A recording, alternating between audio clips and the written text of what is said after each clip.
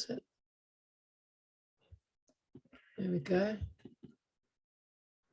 Good. Okay. Excellent. Well, welcome to another live Zoom session. It's not going to be the longest session, but we've got a few good things to cover. As Debbie said, we're recording this session, so if you don't want your face on camera, then just take it off. I'm Keith. As Debbie, we look after the training for the British Heart Foundation, and I'm sure most of you have had some sort of communication with us by now. Yeah. So just to focus the mind a little bit, literally it's 11 weeks tomorrow. You'll be on the start line. You'll be on the start line. So it kind of does focus the mind, yeah. I think.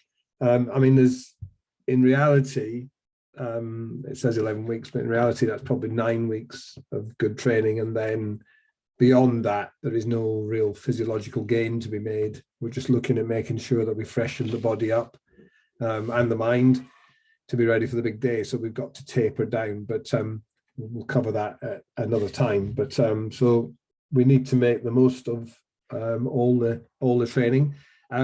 Just before we get started, because that said, over the next few days, it's going to be particularly hot. And we just come back from a run. We're up in North Yorkshire, and even up here it was warmish, but yeah, it's going to get even warmer over the next few days. So either make sure that you're going really early, and really important to run to the correct intensity. If it's your long run, then make sure it's conversational.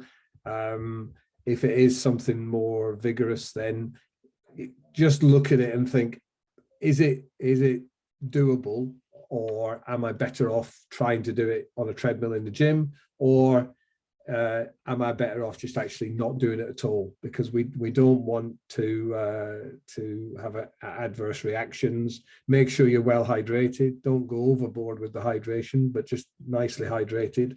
And if it's a long run, then perhaps do a little loop and drop off some water bottles, or carry a little hydration pack, and just take it steady. We want to get through the next few days. What do you think about running on a treadmill, if anybody was to think maybe an air-conditioned gym? Yeah, no, I mean, it's good. I mean, the safety of being in air conditioning will be good. Put the treadmill on 1%. The nice thing about that is you've got your hydration to hand. You can wear, lighter running kit, and if it gets a bit too much, you can always stop. So, but on your long run, don't let yourself overheat and your head explode. There's no disgrace in taking a walk and just, relaxing a little bit and having time on feet. So anyway, just bear that in mind. So today we're going to be looking at just a few things in terms of over the next few weeks of training. As it says, planning patient's progression, just looking at a few pointers there, looking at the key elements of your training and how they should be feeling, where we should be. The half marathon, that some of you will have 1 or 2 half marathons in your plan, and just the future training between now and race day. The key really is, with the time that we've got left, we want to keep making good progress without any setbacks. So we want to protect the gains that you've made already, and we want to keep moving forward. So it's important that the training plan you've got is working for you and your fitness levels. We don't want you to be overdoing it. We don't want you to be underdoing it. I mean, you've actually got to get out and do the training. So, it is about consistency.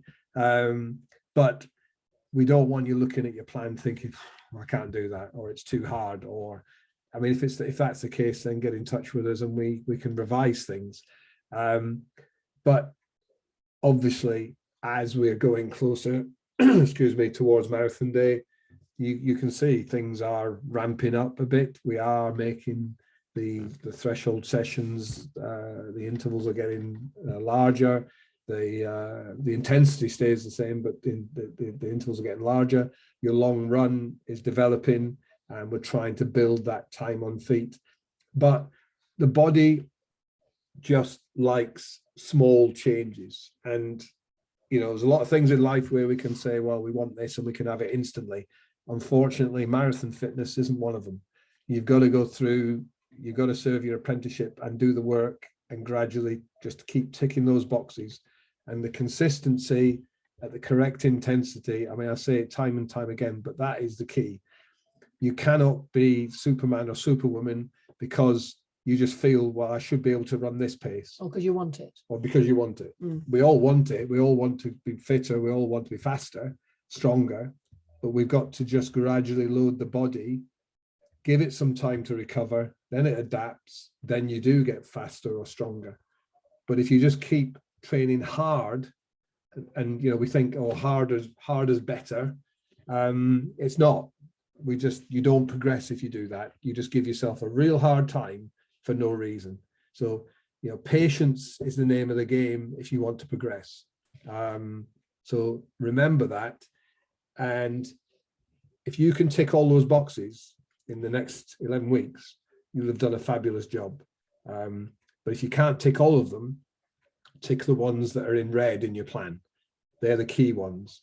And avoid over fatigue. I mean, if you train too hard, and I've done it, well, we've done it, you train too hard because you're very enthusiastic, you think harder is better, you end up overly fatigued and you go into this deep valley of fatigue, and it takes 3 or 4 weeks to get out of that. Or you pick up an injury and that takes time to recover from. So avoiding these setbacks are key. And when it's this warmer weather, you know, make sure that you're sensibly hydrated all the time.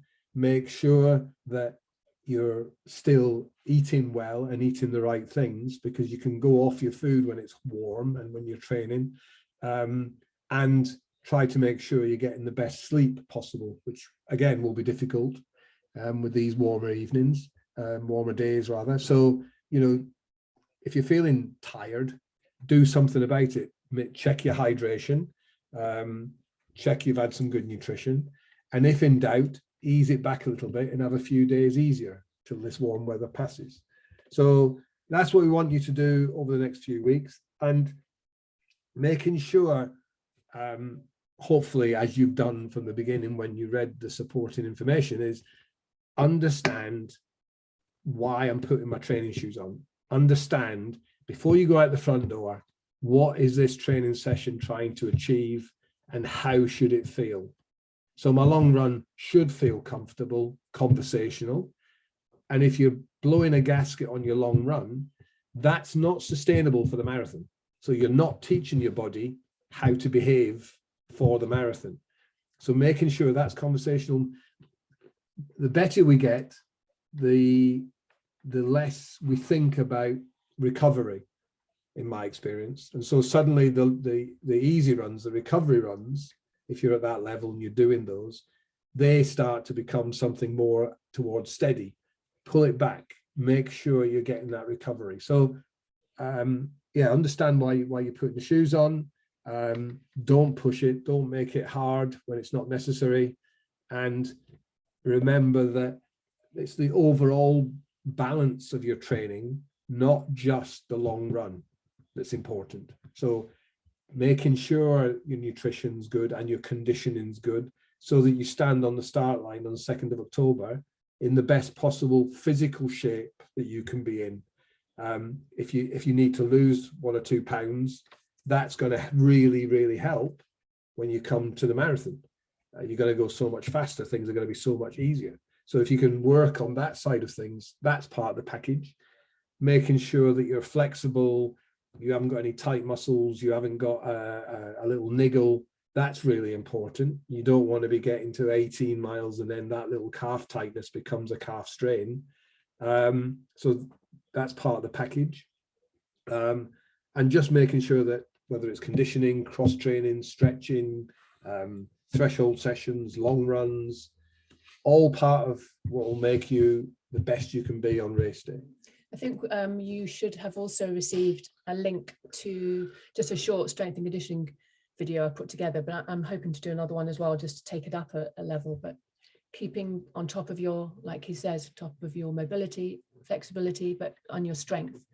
That will just help those final 6 miles on race day. Having a good having good core condition, having good glute strength, lower back strength is going to allow you to carry yourself in a good running posture, rather than if you haven't got that conditioning, we all get tired at that stage. So we end up sitting on our hips, and then you become very inefficient. Yeah. You become a bit of a zombie plodder.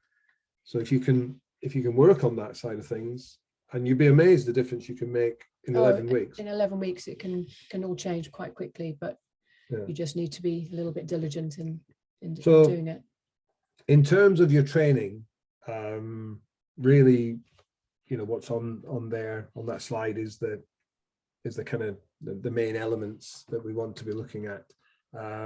If you're a faster person, then also in there would be some shorter, speedier intervals, but I haven't included them just for this particular presentation. So threshold is still key. Threshold, because people think, oh, I'm doing a marathon, therefore it's all about the long run, and you get obsessed about the long run. I'll come on to that in a minute. That is, yes, an important part of it, but the threshold allows you to develop your speed endurance. And I'm always a little bit reluctant to use the word speed in there, endurance. It is faster running, but it's not super fast. It's not hard intervals. It's this controlled level where we're going from fully conversational, so aerobic, to then just starting to tip over, where our breathing becomes a little bit more ragged and more towards the anaerobic, a little bit. That is going to improve, yes, your speed endurance, but it's also going to improve your running economy and your running efficiency. And what that does is that then makes the long run not only seem easier, it also makes it faster. So this is the threshold is where you get the real gains. So don't just say, oh, as long as I do my long run, I'll be okay. You'll be okay running at that long run effort pace level. This is the thing that's going to really add the juice, if you like, to your performance. The hill training, if you've got that in your plan, you'll go back to threshold. And with the threshold training, the intensity stays the same. It still stays at that 5 or 6 word answer level. Okay, but what happens is the intervals get longer. So, and you naturally get faster over the weeks. A good way of testing I'm at the right intensity is when you've done an interval and you're having the recovery, if after 30 seconds of the recovery, your breathing is ragged and you're puffing and panting, you're doing the interval too fast. So slow it back a little bit. And this is about, you've seen where you might have started with 4 by 3 minutes or 4 by 5 minutes, and now some of you will be up to 4 by 8 minutes or 4 by 10 minutes. It grows, but so you should be seeing yourself getting faster as well. The hill training really is a good one because you're working at threshold on the hills. So you've got the added resistance of your body weight and the slope. And that is really good for some speed endurance, but also strength endurance. But you're working at the same intensity as you are for your threshold training.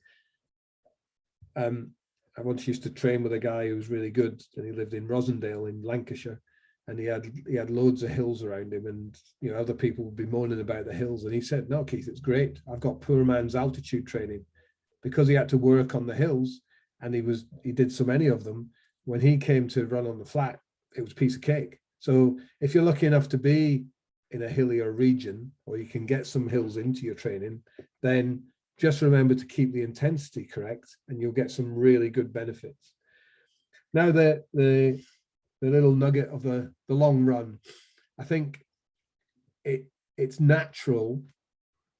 Everybody thinks to themselves, I'm doing a marathon, and it's especially when it's your first one.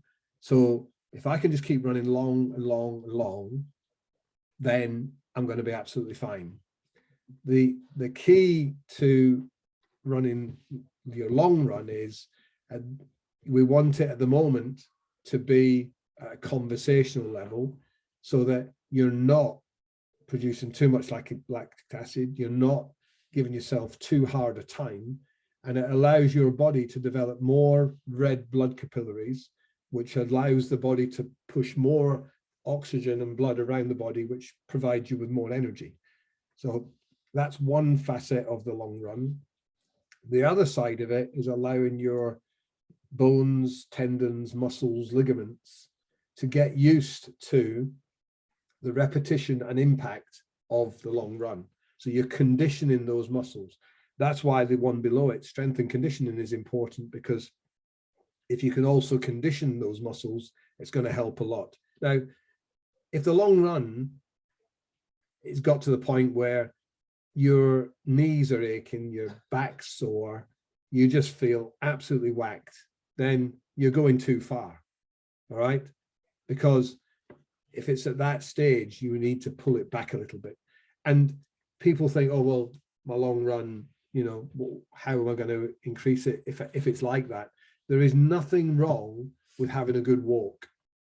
And if you have a good walk at the beginning to start your long run and have a walk at the end, you're extending that amount of time on feet. But the body's got to be able to cope. The body's got to be able to absorb the training load, and then it'll get stronger, and then it'll adapt. But if you're absolutely on the limit and you're crawling along and it's your quads have seized up, and I've been there because I've tried to do too much too soon. It's horrible, and it's of no benefit, because you'll get fed up, or you'll get injured, or you get an injury. Yeah, sure. I mean, you used to do some of those out and back ones, didn't you? Out and back ones were hated them, but but when they were horrible, they were horrible, they're, yeah, you don't want to go there at all whatsoever. So, no benefit mentally or physically. So what we're trying to do is that little box of tricks is we're doing the long run that's manageable, but it's extending. We're doing the threshold training where the intervals are getting bigger, but you're actually getting faster for the same effort level. We're doing a bit of conditioning, and or we're doing some hill work as well. And when you put the package together, then we're starting to make a very strong specimen that can cope with time on feet, and has got a bit quicker, and has got a bit stronger. When we get to that point, we're looking at thinking about putting some marathon pace practice into our long run.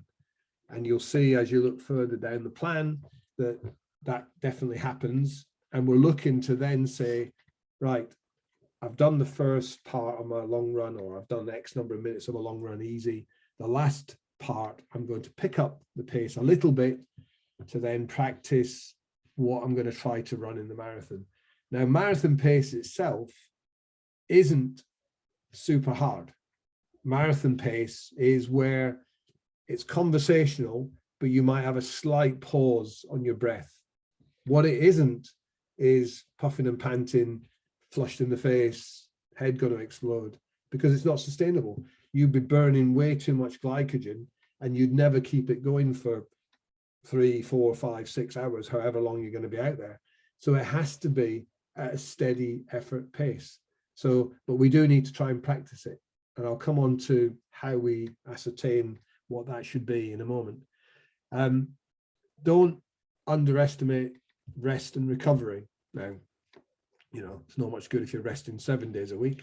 I mean, we do actually have to get out there and do the training, but what we do need to make sure is that if you get to the point where you've got sore muscles, or you've got a bit of a niggle, or you're just feeling fatigued, because let's remember, you're not full-time athletes. None of us, you know, have had, I mean, I had the luxury once upon a time, but, you know, when you're trying to fit in work, family, life, everything else, then, you know, you got to give yourself cut yourself a bit of slack sometimes and say, I'm just tired and I just need an extra day's recovery, and then I can get back at it. And you'll be amazed that just a little bit of extra recovery can really put, you know, the lead back in your pencil and get you going again. And I think it's especially with the long run, if it's becoming a real grind and you think that was a bad one on Sunday, that's probably the time to contact us, and we'll say, look, it's time just to have a week where you run a little bit easy. You perhaps do some cross training instead. We do something a little bit different. And yes, there's only 11 weeks to go, but taking that few days now means that you're not continually digging your hole of fatigue. So and that positive mental approach you say at the bottom there. If Yeah. you have a couple of uncomfortable long runs, it starts to get play in your head. Yeah, it definitely does. Particularly with a few to go. So we just got a couple of quick questions which maybe we can field whilst we are on this topic. So somebody has messaged to say, how would they know what is a good intensity for hill runs? Well, a good hill work is sneaky, really. It's great, but the problem with hills is if you set off too enthusiastically, you very quickly find out that you've gone too fast, as you're probably halfway up it. Now, the intensity for hills wants to be no harder than threshold on the flat. So you can give a 5 or 6 word answer, but you've got to control your effort level stroke pace to keep it there, because it's very easy to just keep pushing. And as I say, you get partway up the hill and you're flagging and your running style goes and you're wasted. The other thing is don't try to run a hill that's too long. If you're doing hill repeats, then if you're perhaps more at the beginner end, a 20-second, 30-second climb and turn and come back down is enough. If you're more experienced, then perhaps a minute's climbing. And believe me, on a hill, that's a long time. If you're doing rolling hills and you're going to push it slightly as you go up the hill, then again, just keep it in check so that you can give a 5 or 6 word answer and you're not getting to the top of the hill and you're having to put your hands on your knees thinking, God, I want the world to end. That's not what it's about. It's about, you're working a bit harder, but you could still push more if you had to. And how long would hill training stay in people's plans now? It's probably coming out now. Yeah. It's probably started to come out because either you'll be doing long runs become more significant. So we need to make sure you're fresher for those, or some other people will be doing, if you're on a 3:30, 4 hour marathon, you're probably doing some faster paced work by now as well. Yeah. And Katie, just quickly before we move on, Katie has just asked in terms of the long run, she's got to 12 miles so far. Right. How much longer, what sort of distance are you expecting her to be getting to? Yeah, I mean, this is a age-old question. Age-old question. I mean, it's as long as Katie's body can cope with. That is the secret. I mean, I've had people that have run quite a few 20-mile long runs. I've had people that have run no further than 16 miles in training. I never got more than 17 miles actually in training. What it isn't is, I've got to hit that magic 20-mile figure. And then I know I've got there, because one 20-mile run doesn't make a difference. What does make a difference is the consistency of a number of longer runs. So 12 miles is great. What we can do that will gradually extend over the next few weeks. What we can do to extend it further, Katie, is to say, right, I'm going to have a 15-minute walk at the beginning. I'm going to have a 15-minute walk at the end. Suddenly you've got another half an hour on your feet. What we want is to extend the long run so that your body can cope with that time on feet. So, it could be that Katie will get to 18 miles. But we won't know until we get there. We won't know until we get there. Yeah. But whatever it is, you will find the extra on the day. Yeah, that's the thing I think most people are concerned about, that the plan, or you think, 3 hours is my longest run, I might only get to 16, 17, 18 miles. I've still got 8 more miles to go. How on earth am I going to train for that? How do I manage to make that up if I'm not doing it in training? But I mean, logically, then you could say, well, let's do the marathon before we do the marathon. Before we do the marathon, your physiology determines how long we can go. Exactly. So if your legs are in good condition and you're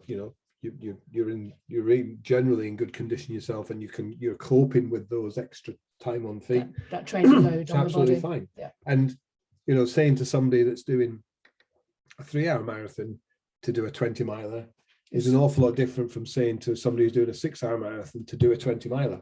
Absolutely. So that's why we do time on feet rather than number of miles, if that makes sense. Yes. Okay, let's move on.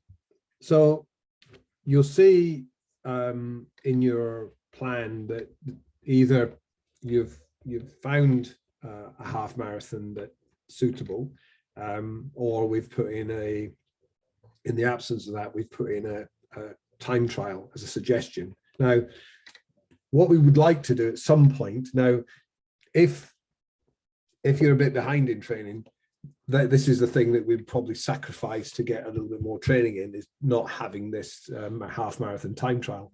But if we can do this on a flat route, a loop around where you live, or an out and back, and we can use that result. So we give you an easier week going into that, and a little bit of an easier time coming out of that particular day. But we can see, okay, honestly, we're in 157 shape, or we're in 210 shape, whatever it might be. And then we can use that result to start to work out what we think you could aim for your marathon. And then we can give you a little window to say, okay, we want you to try to run between 8 minutes 50 per mile and 9 minutes 10 a mile, say. And then you can try that as your marathon pace practice when we ask you to do that at the end of your long run. And that should feel, as I described earlier, almost fully conversational with a slight pause on your breath. That's how your marathon effort should feel. And if those things are coming into line and we keep practicing at that, then that is probably, we might tighten it down a little bit, but that's what we can do to give you your target for race day. And I think the other thing about doing a half marathon, whether it's a race or whether it's better if it is a race, but you get to practice all that stuff, pre-race nutrition, the breakfast of the morning of, oh my goodness, what kit am I going to wear? The weather's looking this, the weather's looking that. Transport, get in there, queuing for the toilets, pinning your number on, everything that goes up to make everything that can go wrong, get it wrong in this race, exactly, rather than on 2nd of to make you feel more October. comfortable when you actually turn up on race day for the big one. So it's all about practice. And the beauty of this warm spell is, okay, you get to practice training in some different kit. You then know if it's this temperature, this works, this doesn't. The same if it gets a bit chillier again. What am I going to wear on 2nd of October, which could be a glorious sunny day.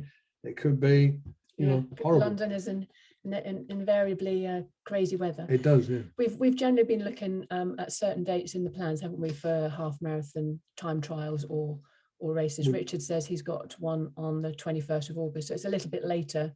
But as long as it's flat, it's okay. If it's a road route, yeah, the ones that are closer, like the big half or something like that, what we don't think it's a good idea to race too close to the marathon, because it's a month out. It's only a month out, and we can still use that race, but we'd use it as a marathon pace practice race with a good warm up and a good cool down.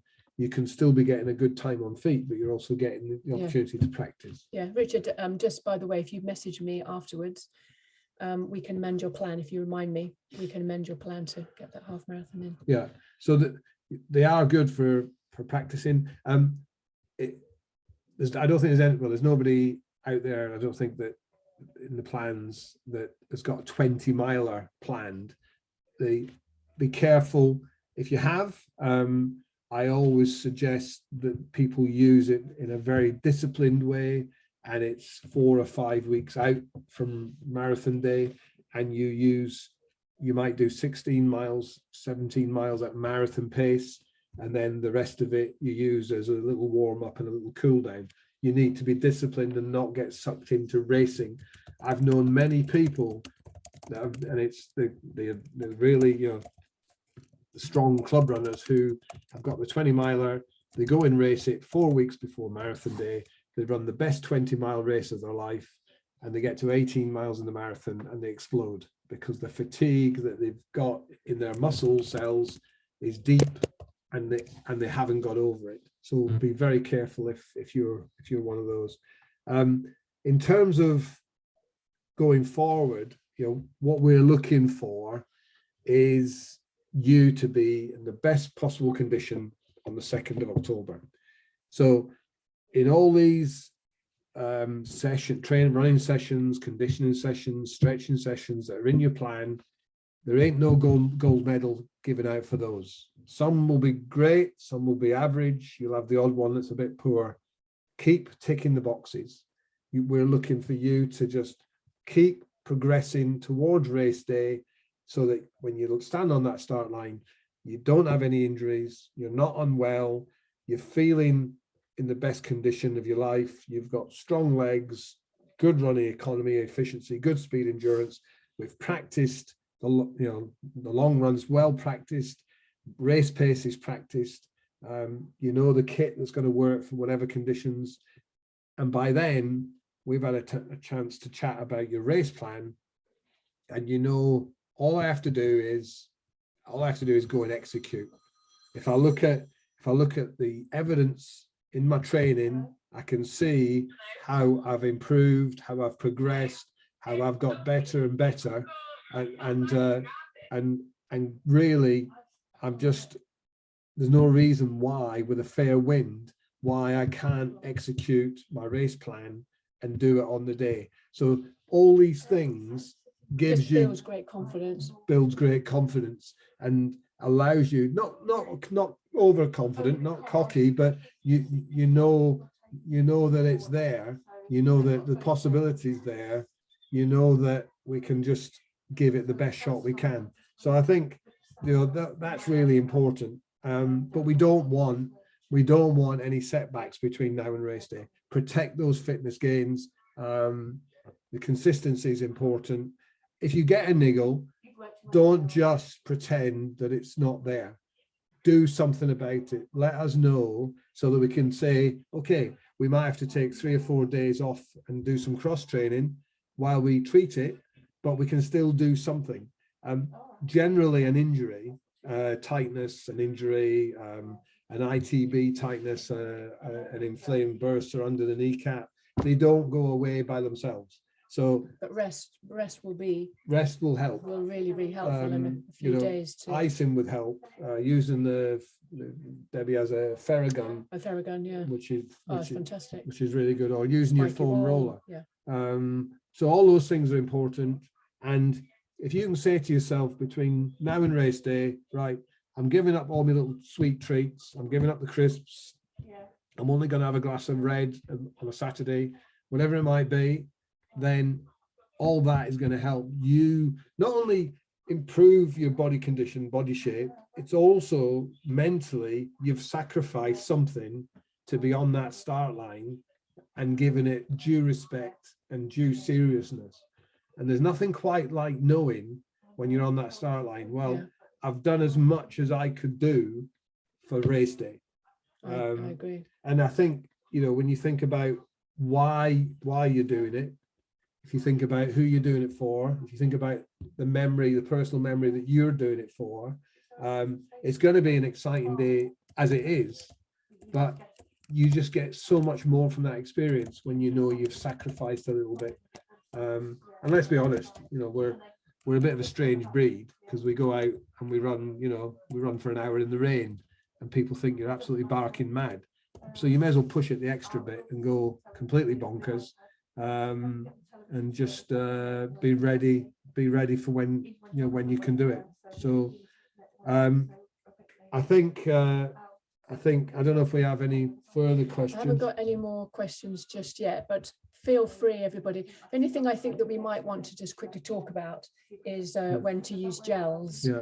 Okay. Because now people have their runs that are generally over the 90 minutes. Perhaps we could just talk about gels and nutrition. I know that in our September, our next final Zoom, Tracy will be back with us, our nutritionist, and she'll talk about race day nutrition, hydration, things. But in the meantime, what do we think about we can advise for people for gels and nutrition, hydration? As the long run is becoming longer, as Debbie says, what we're really trying to do is to find the best possible way for each individual to replace some energy back into the body. Basically, it's this balance of I'm running for a long time and I'm controlling the intensity of that run so that it's conversational level, And the reason I'm doing that is because by doing that, I'm burning more fat than glycogen. If I push too hard, I start to burn more glycogen. And that's where you run out of energy and you hit the wall. So what we're trying to do is run at that level and also top up the tank a little bit by using, the easiest thing to use is gels. We happen to get along, it just happens individually, but with something from a company called Science in Sport, and they do an isotonic gel. That just means it's constructed so that it'll pass through the stomach wall a lot quicker, so you get an energy hit quicker. I would recommend not using the one that's got caffeine in it, because if you take too many of those, you're going to be really hyper. Can affect your tummy as well, particularly if you're not used to it. If you're using gels, then taking one after about an hour and then one every 30 to 40 minutes after that is the way to go. A couple of things about that. One, sip them down, don't gulp them down. They are a little bit of an acquired taste, but you've got to practice with them. What I would do is, where you're going to tear it, I just put a little nick with a pair of scissors so that it gives you a starting point. And then you've got to figure out, so how am I going to carry them? How many do I need? Do I need a little bum bag? You'll see some people carry them. They look like Lara Croft, the gunslinger, with their gels all around on a belt. But so either gels and there's other makes of gels. There's gooier gels. There's little goo sweets, jelly babies, jelly beans. You might also get to a point where you're gelled out and you want something else. When I used to be a fell runner, we used to take the dried apricots, but we'd always have the bigger, plumper ones. It shows how old I am, because they didn't have gels back then. But we just had some of those in a little plastic bag, and that's predominantly fructose, so that was good. Yeah. But these things, you just need to find what works for you, really. And again, that's good to practice, and how to carry them. How to carry them. I was just said about cycling shirts, which is great because you've got pockets at the back, so they're perfect for carrying them, or a little. If your cycle shirt is good, it's breathable, then you do have those couple of pockets, which you might want a little pair of gloves that you use at the start, and then you put them in the back. Yeah, exactly. And you've got your gels. Okay, we've got a couple of quick other questions. So Richard says, since he's been training for the marathon, basically his 5K pace has definitely dropped off since marathon training. Do you think that's something that's going to come back post-marathon, post-October? Do you think that's something that he can... I think, I mean, the thing is, it's very difficult to train for, on the one hand, a really good 5K, and on the other hand, a really good marathon. And I tried, when I tried to do the World Cross Trials and a marathon, it just doesn't work. So what you'll have when you finished your marathon is you'll be incredibly strong, you'll have good speed endurance, you'll have really good endurance, and you'll have good conditioning and strength. Respect the recovery process and give yourself a few weeks recovery, and then ease it back into faster leg turnover. And I'm sure from that you will see yourself elevate again in terms of your 5K performance. We've got a couple of people. Richard has mentioned that he's developed shin splints. Richard, in a second we'll come on to our email address, but please give us a shout. Certainly with shin splints, you definitely don't want to do any running. So if it is painful right now, don't go for your run today or tomorrow. Get in touch. We can amend your plan back to cross training. You really, Richard, you really need to rest from running and switch to cross training.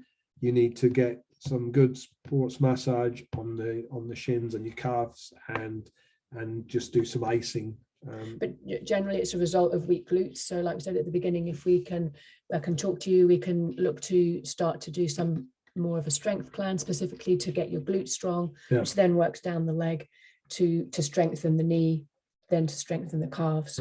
So we can work on that if you just get in. And also but definitely don't run this weekend. Check your shoes, make sure they're in good condition. And it might be, I don't know if you've done lots of running on a treadmill, because sometimes that can be very slappy, and that can cause.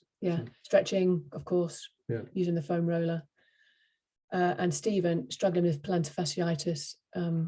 It is the outside of my right foot, my heels, not interrupting training, not getting any worse, just annoying. Need to treat that, get a spiky ball, roll with a spiky ball, or get a small mineral water bottle, fill it with water, put it in the freezer, use that on the underneath of your foot as well.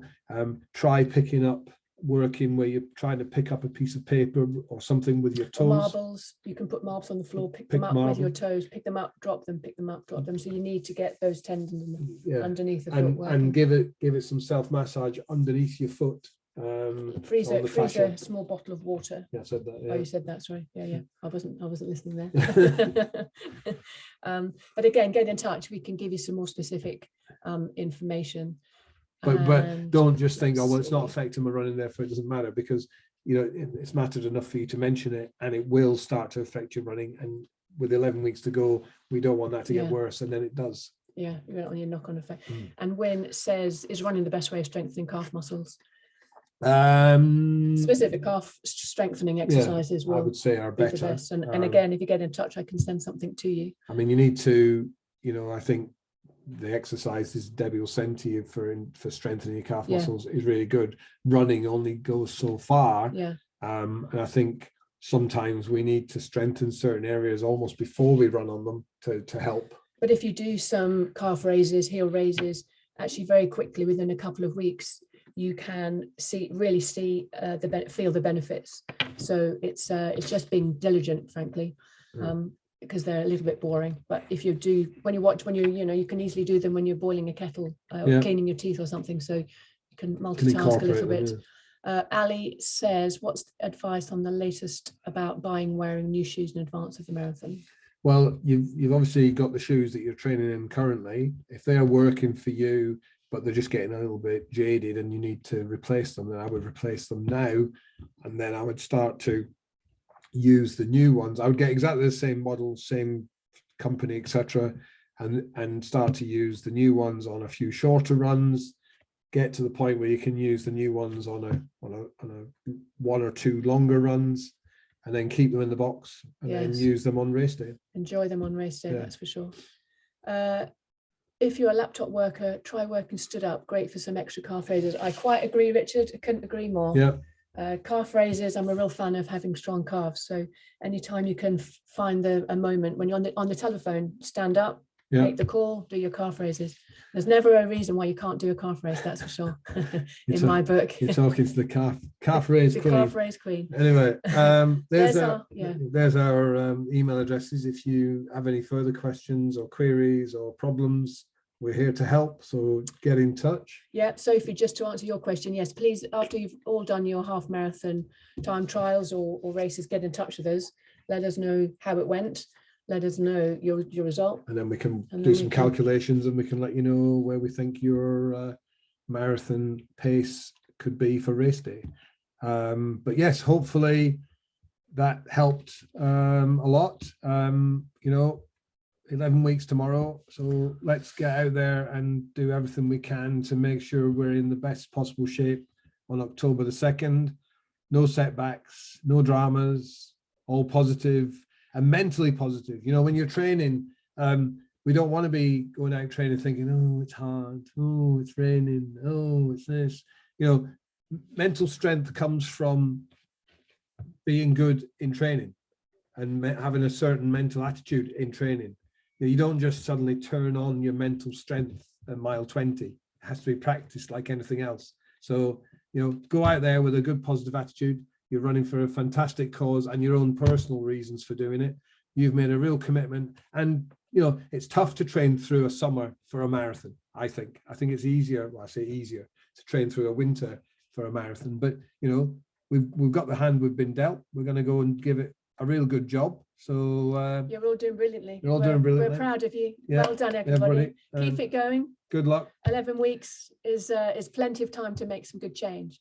So be focused, same commitment, be diligent, keep in touch. And, we'll see you again, we hope, on, I think it's the 4th, I can't remember now, something of September, I'll message you. Something of September anyway. Tracy will be there. I think it's the 4th for the final one. And we'll be talking about race day, logistics, planning, everything, all the things that you need to think about. Don't think about it now. Let's think about it nearer the time. But thank you for joining us. We hope you enjoyed the day. See you. Take care. See you again. Bye.